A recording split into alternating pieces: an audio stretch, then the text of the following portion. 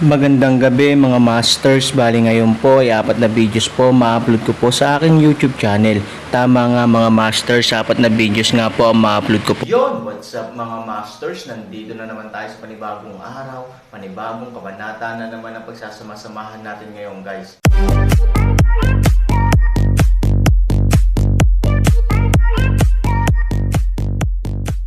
Bali mga masters, kung bago ka pa lang po sa aking YouTube channel, please click the subscribe button, lalong-lalo na po yung notification bell guys, para maging connected pa rin tayo sa isa't isa at maging updated kayo sa mga susunod ko pang video.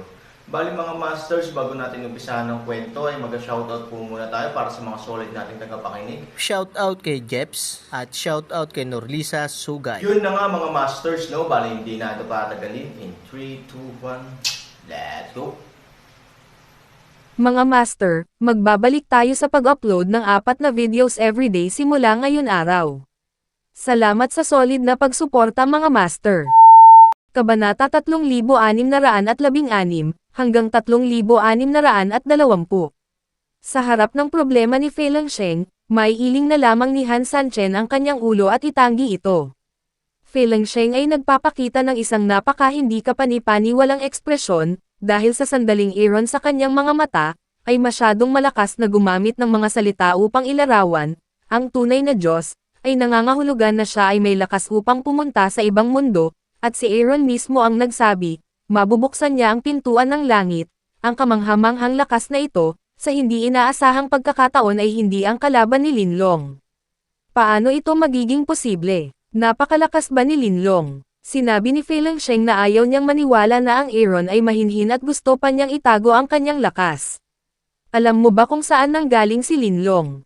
Tanong ni Aaron. Hindi niya alam ang kwento sa loob. Ngunit pagkatapos itanong ni Aaron ang tanong na ito, nahulaan ito ni Fei Lengsheng. Si Linlong ba ay taga Tianmen World din? Bumulong si Fei Lengsheng. Tumanggo si Han Sanchen at sinabing, oo, sa mundo ng Xuanyuan, hindi ito nang ahas na ilabas ang lahat ng lakas nito. Natatakot itong mahanap ito ng mga tao sa mundo ng Tianmen. Ngunit kung pagdating sa oras ng buhay at kamatayan, sa palagay mo ba panatilihin ang kanyang lakas? Sa kritikal na sandali ng buhay at kamatayan, sino ang mananatili sa kanilang sariling lakas? May malinaw na sagot sa tanong na ito. Kaya pala hindi ka sigurado kung paano haharapin ito. Sabi ni Ferlengson. Hindi sapat na manalo ako ng 100% overwhelming victory, pero at least ngayon makakalaban ko ito. Sabi ni Aaron.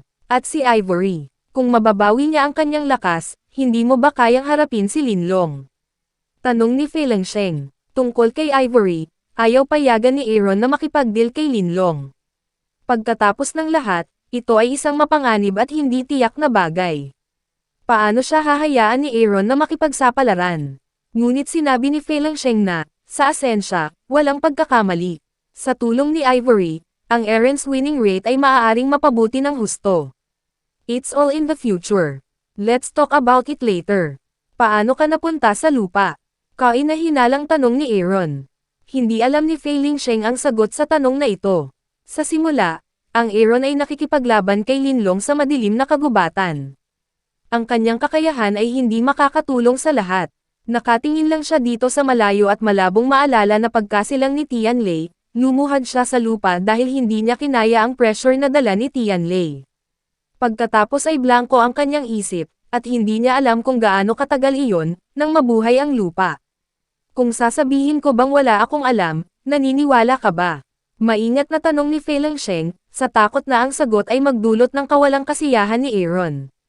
Gayunpaman, hindi naramdaman ni Aaron na may itinatago si Fei Lengsheng, dahil kahit siya ay hindi alam kung ano ang nangyayari. Liham, dahil hindi ko alam kung ano ang nangyari tulad mo. Sabi ni Aaron. Nang marinig ang mga salitang ito, nakahinga ng maluwag si Fei Lengsheng. Si Fei Lengsheng, bilang isang malakas na tao sa mundo ng Xuanyuan, ay hindi kailanman nabuhay ng napakaingat. Gayunpaman, sa harap ng Aaron, hindi siya nang ahas na gumawa ng anumang walang galang na mga galaw, dahil sa mga mata ni Aaron, ang Extreme Teacher Realm ay walang iba kundi isang Mole Ant Realm. Hindi siya nangangahas na tumayo ng mataas sa harap ng Aaron. Kailan ka babalik sa mundo ng Xuanyuan?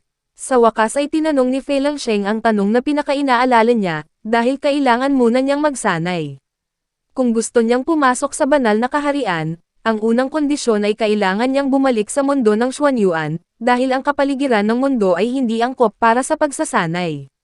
Sa iyong kakayahan, dapat mong mahanap ang space-time channel pabalik sa Xuanyuan world.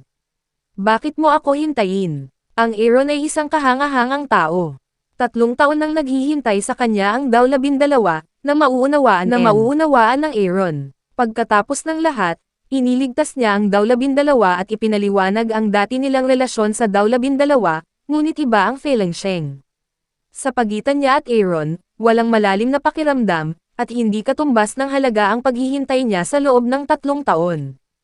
Hindi mahirap para sa akin na bumalik sa mundo ng Xuanyuan, ngunit ikaw lang ang manggaguna sa akin kung paano masira ang kaharian at maabot ang banal na kaharian. Sinabi ni Fei Langsheng na hindi niya itinago ang kanyang layunin, dahil alam niyang walang silbi ang magtago sa harap ng Aaron. Aaron ay mahinang ngumiti. Ito ang talagang plano ni Fei Langsheng. Kaya lang hindi niya ito matutulungan na maabot ang banal na kaharian. Ang dahilan kung bakit napakalakas ng Aaron ay may malaking kinalaman sa mga buto sa kanyang katawan. Kung hindi, sa kanyang ordinaryong katawan, paano niya kakayanin ang epekto ng malakas na puwersang ito? Gayunpaman, hindi nilayo ni Han Sanchen na sabihin kay Fei Langsheng ang totoo. Dahil gusto siyang gamitin ng babaeng ito, nagagawa rin niya ito sa sarili niyang paraan. Pagkatapos ng lahat, si Fei Langsheng ay isang malakas na guro at may malaking halaga sa paggamit. Sa maikling panahon, hindi na ako aalis sa lupa, at hindi ko na kailangang magpaliwanag pa sa iyo. Sabi ni Aaron, marami akong oras para maghintay. Sinabi ni Fei Langsheng na siya ay may habang buhay na 200 taon, ngunit ngayon ay mahigit 100 taon na lamang. Hindi siya nag-aalala tungkol sa pag-aaksaya ng oras, dahil kung gusto niyang masira ang sitwasyon, kailangan niyang manatili sa Aaron upang magkaroon ng pagkakataon. Nga pala, may paraan ka ba para mag-ipon ng aura, halimbawa, sa ilang arrays? Tanong ni Aaron. Palagi niyang gustong lumikha ng angkop na kapaligiran para sa paglilinang, ngunit wala siyang mahanap na anumang palatandaan. Si Fei Ling ay nabuhay ng 100 taon, marahil ay magkakaroon siya ng paraan. Ang pagtitipon ng aura ay isang bagay na gagawin ng bawat reclusive na tao. Ito ay nangangailangan lamang ng isang simpleng hanay. Gayunpaman, sa kakulangan ng aura sa lupa, kahit na ang pagtitipon ay hindi makakatulong sa iyo sa anumang paraan, kahit na para sa akin. Sinabi ni Fei Langsheng na ang pagtitipon ng aura ay napakasimple, ngunit ang pinakamataas na limitasyon ng mundo ay ganito lamang. Kahit na ang paggawa nito ay hindi makakatulong sa Aaron. Kung tutuusin, nasa kanya na ang banal na kaharian, kaya ang isang maliit na aura ay hindi na kailangan sa kanya, ito ay walang silbi sa akin. Dapat itong maging kapaki-pakinabang sa mga ordinaryong tao. Tama ang sinabi ng Aaron, kung ikaw ay isang taong hindi kailanman nagsasanay, ito ay talagang lubhang kapaki-pakinabang. Sabi ni Furlong-san, iyon lang. Hindi napigilan ni Han Sanchen na matawa, nahihirapan siya sa mahabang panahon, ngunit tinulungan siya ni Fei Langsheng na malutas ang problema, na isang masayang bagay. At naunawaan din ni Fei Langsheng ang intensyon ni Aaron, hindi siya para sa kanyang sarili, kundi para sa iba. Saan mo gustong itakda ang array? Tanong ni Fei Langsheng. Siyempre, wala ito dito. Bumalik ka sa Cloud City kasama ko, at ang aking tahanan sa hinaharap ay ang pinakamalaking espiritual na hanay sa buong mundo.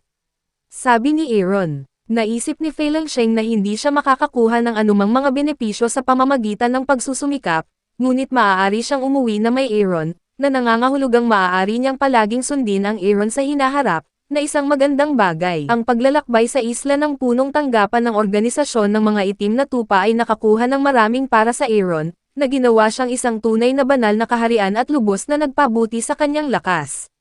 Ito ay isang bagay na hindi niya inaasahan. At ngayon ang mga itim na tupa organisasyon Gold Medal Killers ay pinatay lahat sa pamamagitan ng Fei Langsheng, din ay maaaring ituring na umaabot sa ideya ng Aaron upang sirain ang rehimyento. Nakatingin kay John na nakatayo sa malayo, kumaway si Aaron sa kanya.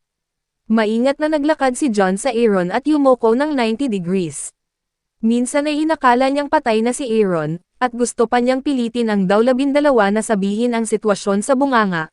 Ngunit ngayon, nang makitang buhay si Aaron, hindi man lang siya nagkaroon ng lakas ng loob na tumangala. Sa hinaharap, walang mga gold medal killer sa Black Sheep. Sabi ni Aaron kay John. Ito ay isang malaking kawalan para sa Black Sheep Organization, dahil walang gold medal killer, ibig sabihin, ang lakas ng Black Sheep Organization ay lubhang hihina. Dati ang numero 1 mamamatay na organisasyon sa mundo, ngayon ay hindi na ito karapat-dapat sa pangalan nito. Ngunit hindi nang ahas si John na magkaroon ng anumang opinyon. Ayaw niyang masaktan si Aaron at mamatay sa kamay ni Aaron. Kung wala ang gold medal killers, Black Sheep still have power all over the world, which can't be underestimated. As long as you can use my place, just open your mouth. Sabi ni John. Aaron ngiti. Ang taong ito ay napakabait, alam kung ano ang gagawin. Kung tungkol sa kung ang organisasyon ng itim na tupa ay may anumang halaga ng paggamit para sa Aaron, ang Aaron mismo ay hindi alam, ngunit posible na panatilihin ang organisasyon ng itim na tupa para sa isang tagulan. Sana maalala mo yan. Kung hindi, pwede akong pumunta sa buhay mo anumang oras. Malamig na sabi ni Aaron. Ang banta na ito ay hindi masamang balita para kay John. Hindi bababa sa Aaron ay hindi siya papatayin ngayon. Please rest assured na hindi ko makakalimutan ang pangako ko sa'yo. Sabi ni John. Tulungan mo akong ayusin ang bangka. Gusto kong makaalis dito sa lalong madaling panahon. Sabi ni Aaron. Oo, maghahanda ako kaagad. Matapos umalis sa Yuncheng sa loob ng 3 taon, hindi na makapaghintay ang Aaron na bumalik. Hindi ko alam kung ano ang nangyari kay Ivory sa 3 taon na ito, kung lumaki ba siya bilang isang magandang babae, at kung magkakaroon ng maraming langaw na lumilipad sa paligid. Kung iniisip ito, mas apurahan ang mood ni Aaron. Ayaw niyang may mga bastard na pumasok sa buhay ni Su Yingxia. 12. Kumusta na ngayon ang Cloud City, alam mo ba? Tanong ni Aaron sa 12. 3 taon na ang nakalilipas, pinatayo ko si John ng linya sa Yuncheng, at inobserbahan kung ano ang nangyari kay Ivory anumang oras. Normal ang lahat, ngunit kamakailan lang, isang batang lalaki ang lumitaw at humabol sa kanya. Kung hindi ka na nagising muli, nag-aalala talaga ako sa mangyayari. Sabi ni daw 12. Agad na nagbago ang ekspresyon ni Aaron nang marinig niya ang pangungusap na ito. May isang lalaki na walang mata. Naglakas loob siyang ibabad ang kanyang magiging asawa. Naghahanap siya ng kamatayan. Hindi ka ba marunong lumipad ngayon? Tinanong ni Feilong Sheng si Aaron. Kahit nasa matinding dibisyon na kapaligiran, mayroon siyang kakayahang lumipad sa maikling panahon, at ang Aaron ay isa ng tunay na banal na kapaligiran.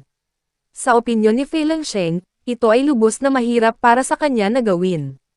Umiling si Aaron at sinabing, masyadong malayo ito mula sa Cloud City dito, at ang paglipad ay kumonsumo ng labis na lakas. Kung kaya niyang lumipad pabalik, matagal na sana ang Aaron. Nakakalungkot lang na ipaalala sa kanya ni Feilong Sheng. Ito ay hindi isang makatutuhanang bagay. Unless may aura siyang na-absorb, sayang kulang ang aura sa Earth. Paano niya ito ma-absorb ng tuloy-tuloy? Paano ang iba pang bagay? Paano ang pag-unlad ng Fengchen Commercial Building? Upang maibsan ang kanyang panloob na pagkabalisa, ang Aaron ay maaari lamang magtanong ng iba pang mga katanungan tungkol sa daw 12. Ang pagtatayo ng bagong urban area ay napakakinis. Hindi ito dapat magtagal upang mabuksan. Sabi ni daw 12. Ang hula ng Aaron ay nasa loob ng 3 taon. Bagamat napakalaki ng gawaing pagtatayo ng bagong urban area, maaaring mapabilis ng malaking halaga ng pera ang proseso. Ang oras na ito ay makatwiran. Nang gabing iyon, inihanda ni John ang bangka para umalis si Han at 3,003 tao. Ang puso ni Aaron ay hindi na makapaghintay na lumipad pabalik sa Cloud City, kaya hindi na siya nagpatagal, at silang 3 ay diretsyong sumakay sa bangka. Pinanood ni John ang barko na nawala sa dagat sa daungan, na nagtuwid ng Pigire. Hindi naisip ni John na ang organisasyon ng mga itim na tupa ay mababawasan sa ganoong sitwasyon ngayon. Kung wala ang mga pumatay ng gintong medalya, ang impluwensya ng organisasyon ng mga itim na tupa sa mundo ay hindi maiiwasang bababa, at walang mga pumatay ng gintong medalya sa hinaharap, na isang malaking dagok para kay John. But on the other hand, buti naman ang legs niya, Ibig sabihin makakaalis na siya sa Headquarters Island, bagay na bagay din. Hindi maganda para sa Black Ship, pero para sa akin, maganda ang resulta. Aaron, sana maalala mo ako. Sabi ni John sa sarili. Yun na nga mga masters, no? Bali panibagong kabanata na naman yung natapos natin ngayong gabi. Muli, maraming salamat po